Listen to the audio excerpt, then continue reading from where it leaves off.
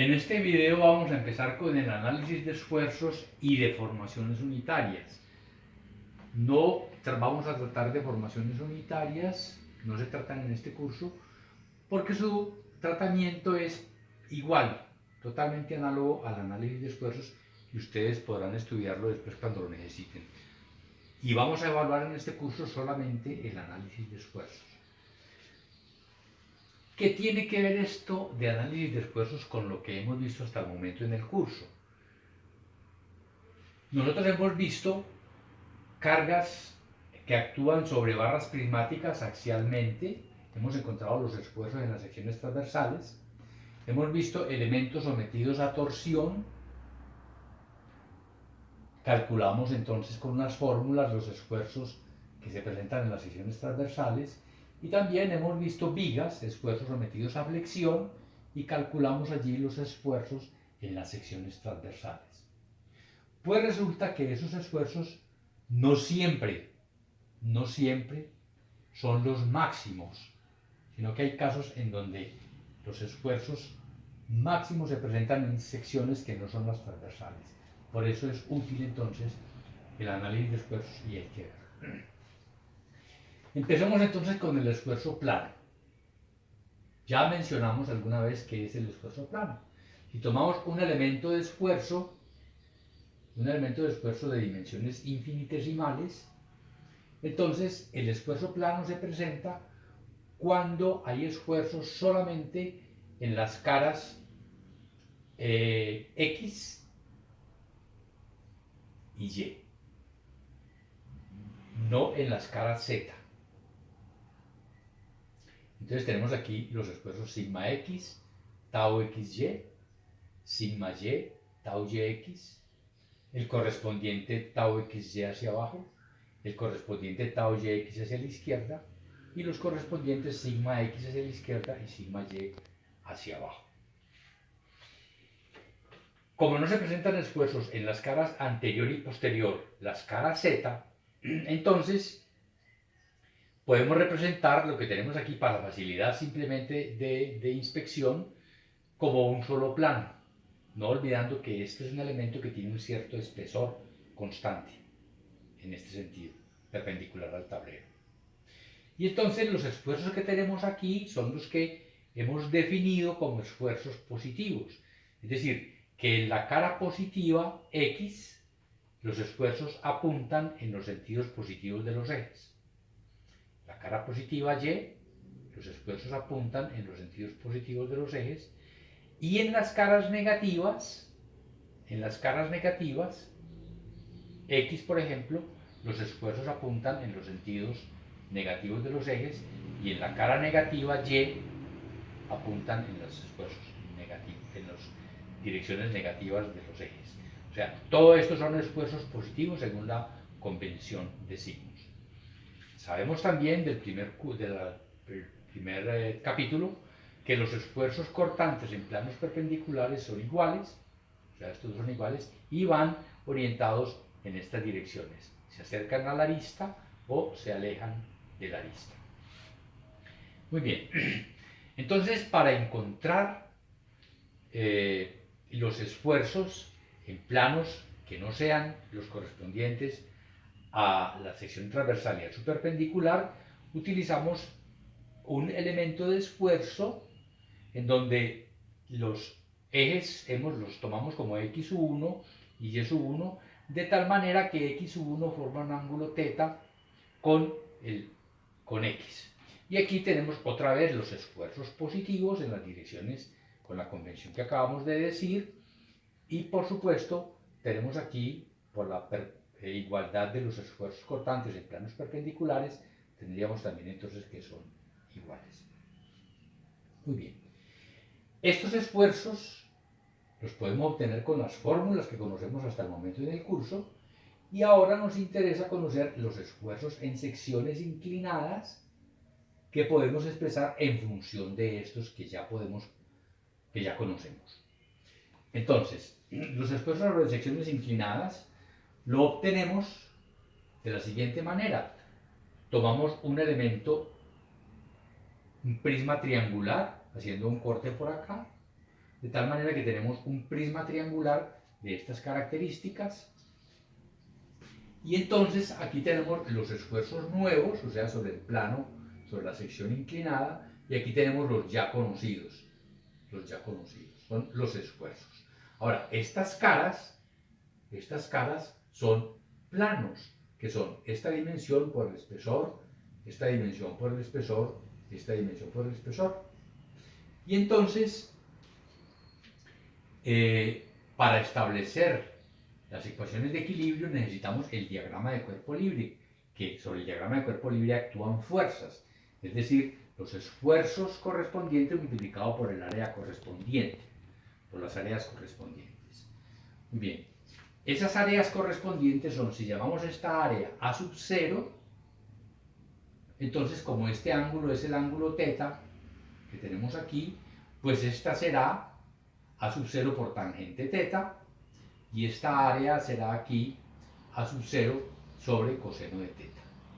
Y entonces aquí tenemos ya las resultantes, los esfuerzos, sigma x1 por el área correspondiente, lo mismo para tau x1 y1, y estas caras, aquí tendríamos entonces las resultantes de esos esfuerzos, tau xy por A sub 0, sigma x por A sub 0 y correspondientemente esta con el área correspondiente.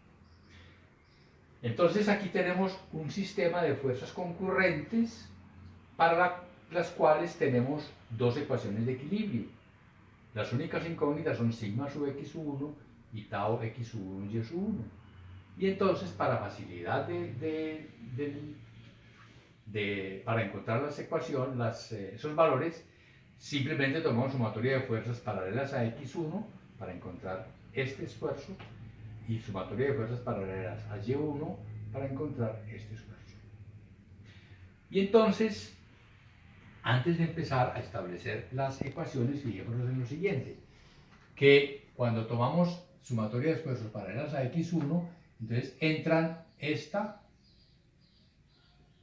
que es la componente de esta fuerza paralela a x1, aquí está la otra componente, y por tanto, este angulito sería mi angulito θ.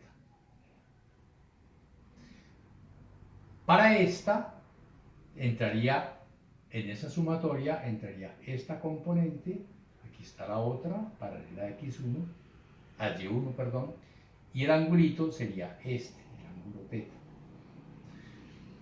Para esta de acá, la que entra en la sumatoria paralela a x1 sería esta, aquí está la componente paralela a y1, y este sería entonces el angulito correspondiente θ, y para esta última entraría no esta, que es la paralela a x1, sino esta, que es la paralela a y1, perdón, sino esta, que es la paralela a x1, y el angulito correspondiente es este. Entonces fíjense que esas ecuaciones, esas componentes, todas van en sentido contrario de este. Esta componente, esta viene hacia abajo, la componente viene hacia acá. Esta viene hacia acá, la componente viene hacia acá. Esta viene hacia acá, su componente viene hacia acá. Y esta viene hacia abajo, su componente viene hacia acá. O sea, todas con signo contrario al de este. Y por eso entonces, al establecer las ecuaciones, teniendo en cuenta que estos son la componente adyacente a los ángulos y las componentes opuestas a los ángulos, entonces obtenemos esta expresión.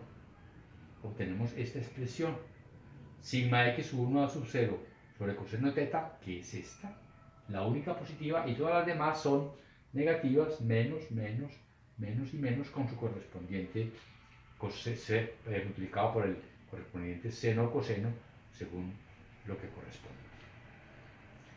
Y entonces llegamos a esta expresión, haciendo las transformaciones y las simplificaciones correspondientes, llegamos a que sigma x1 es esta expresión.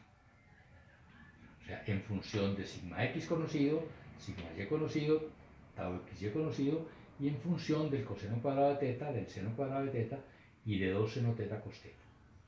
Ahora, recordando estas expresiones de la trigonometría que ya hemos utilizado en el curso, de que seno de 2θ es 2 seno θ cos θ, cos 2θ es cos cuadrado θ menos sin cuadrado de θ, y que sen cuadrado θ más coseno cuadrado de θ es igual a 1, Entonces podemos expresar cos cuadrado teta y sen cuadrado teta en función del ángulo doble de sen 2 teta y cos 2 teta.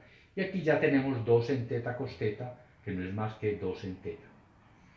Muy bien, entonces reemplazando esos valores, encontramos finalmente el valor de sigma x1 en función de los esfuerzos normales ya conocidos y de coseno y seno del ángulo teta y también, por supuesto, del esfuerzo cortante ya conocido.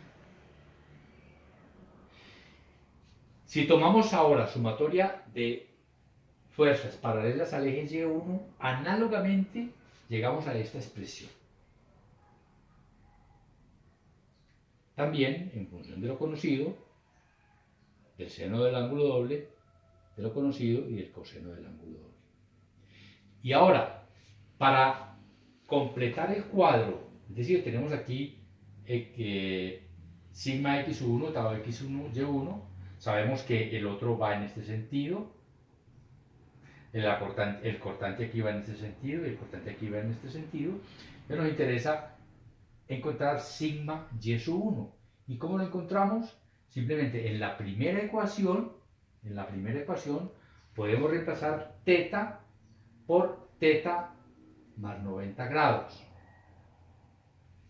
Y entonces, reemplazando teta por teta más 90 grados, encontramos la expresión para sigma y sub 1 en el plano perpendicular al plano x1. Entonces aquí tenemos las tres ecuaciones de transformación. Los esfuerzos en los nuevos planos en función de lo conocido y del seno y coseno del ángulo doble. Ahora observemos muy bien esto. Si tomamos la ecuación 1 y la ecuación 3 y la sumamos miembro a miembro, vemos que llegamos a esto. Sigma x1 más sigma y1 es igual a sigma x más sigma y. O sea, no depende del seno y del coseno, no depende de nada del ángulo teta.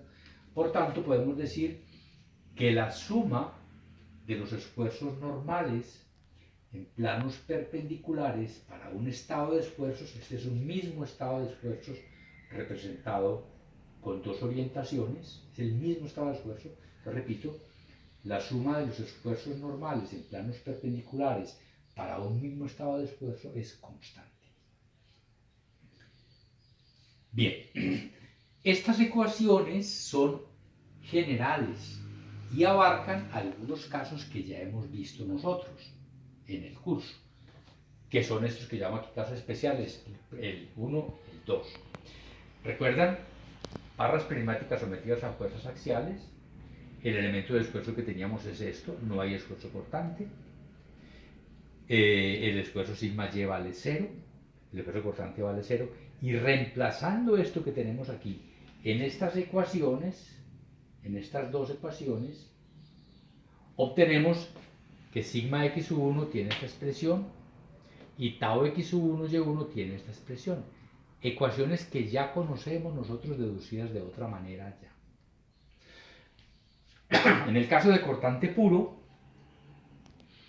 en donde solamente hay esfuerzos cortantes, esto por ejemplo en el caso de torsión, y no hay esfuerzos normales, reemplazando entonces estos valores, tau xy con un cierto valor, sigma x, sigma y, igual a 0, en estas ecuaciones, obtenemos estas dos expresiones, que también conocemos, porque lo vimos en su momento, para cortante puro.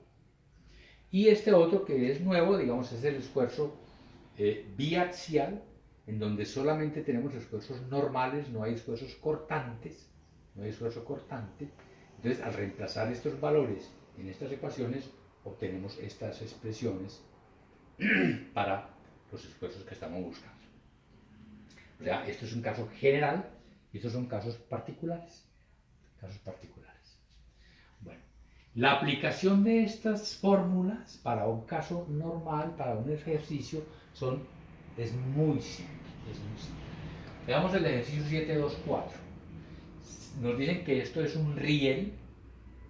Aquí vienen las cargas del tren. Esta es la sección transversal del riel. Los rieles, recuerden, van sobre traviesas, son unos elementos de madera o de concreto que van a una cierta distancia, 1 metro, 1,20 m, dependiendo de la especificación. Y entonces esto es como una especie de viguita, en donde cuando tenemos entonces una carga, la carga del tren actuando aquí, se presenta aquí un esfuerzo de compresión y por el efecto de viga se presenta aquí un esfuerzo normal, este está en la parte inferior, o sea, de tracción, y un esfuerzo cortante también, como ya sabemos. Y entonces, para el caso particular del ejercicio 724, nos dicen que ese riel en el punto A presenta este diagrama de esfuerzos, en este elemento de esfuerzo. Un esfuerzo de compresión de 160 megapascales, un esfuerzo de tracción de 40 megapascales y este esfuerzo cortante de 54 que tiene los correspondientes, en este sentido, con el mismo valor absoluto. Eso es lo que se ha medido, se ha calculado y nos piden encontrar lo que pasa en un elemento de esfuerzo x1, y1, cuyo eje x1 forma un ángulo de 52 grados en sentido antihorario con x, como hemos tomado aquí el sentido antihorario también siempre. Entonces nos piden encontrar esos esfuerzos nuevos y representarlos en un elemento de esfuerzo. Muy bien, arrancamos entonces aplicando tal cual, literalmente la primera fórmula. Entonces tenemos sigma x más sigma y sobre 2. Sigma x, como lo tenemos aquí, es positivo 40 y sigma y es negativo y vale 160. Entonces simplemente tenemos eso así. Más 40 menos 160 sobre 2. Luego tenemos sigma x menos sigma y sobre 2 coseno 2 teta. Es decir, más 40 menos 160 sobre 2 coseno de 2 por 52 grados. Esto es teta. Y finalmente, más tau xy seno 2 teta. Este tau xy es negativo porque en esta cara positiva apunta en sentido negativo del eje y, o sea, es negativo. Entonces teníamos más menos 54 por el seno de 2 teta, que es lo que tenemos aquí. Tau xy seno de 2 teta. Entonces llegamos a este valor, menos 136,6. Haciendo lo mismo para la segunda ecuación, obtenemos tau x1 y1 igual a menos 64 megapascales, o sea, es negativo. Y aplicando la tercera ecuación, para el mismo caso, encontramos sigma y sub 1 y nos da 116,6 megapascales. O sea que esto, dibujado aquí, tenemos 136,6, tenemos 136,6, 16,6 aquí de tracción, 16,6 de tracción, y este que nos dio menos 84 va hacia abajo, y por supuesto que estos tienen valores iguales, absolutos, y van orientados así, alejándose de la arista, acercándose a la arista. Muy bien, esa sería entonces la aplicación para este ejercicio. Y tenemos un control, y ese control viene de esto que establecimos aquí a partir de las ecuaciones, y es que la suma de los esfuerzos normales en los planos perpendiculares debe ser igual, es constante. Es que tenemos aquí, tenemos menos 136,6 más 16,6, que es esto. Y aquí tenemos, en este caso, más 40 y menos 160. Más 40. Eso nos da menos 120 y para cualquier valor de teta siempre obtendremos que la suma de los dos esfuerzos normales vale menos 120 para este mismo estado de esfuerzo, es decir, el estado de esfuerzo en este punto que aquí está representado con una visión de los ejes orientados así y que está representado con esta visión de los ejes orientados así, pero es el mismo estado de esfuerzos en este punto.